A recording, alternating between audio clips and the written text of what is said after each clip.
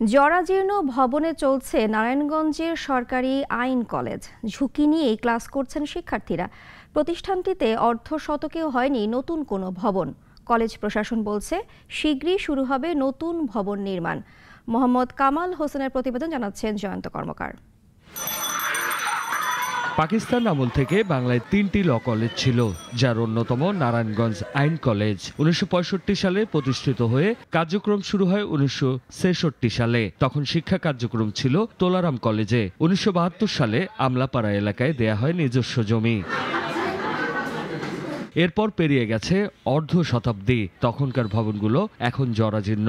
ঝুঁকি নিয়েই চলছে শিক্ষা কার্যক্রম। পরিত্যক্ত ঘোষণা করা ভবনের বিভিন্ন অংশ খসে পড়ছে। ঝুঁকিপূর্ণ হওয়ায় ভবনের দ্বিতল ও কয়েকটি কক্ষ ভেঙে ফেলা হয়েছে। শিক্ষার্থীরা জানান সবসময় একটা আতঙ্কের মধ্যে থাকেন। ছাদ থেকে সিমেন্ট ভেঙে পড়ে, বৃষ্টির পানি চলে আসে ক্লাসরুমে।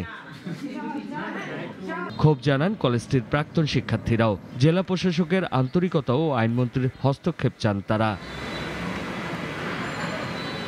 কর্তৃপক্ষ বলছে নতুন ভবন করার উদ্যোগ নেওয়া হয়েছে। 16.5% জায়গার মধ্যে 8% জায়গায় 6 তলা বিল্ডিং নির্মাণ, আর 8% আর 8.5% মধ্যে ক্যাম্পাস, আর চারিপাশে 10 ফিট করে ওয়াল।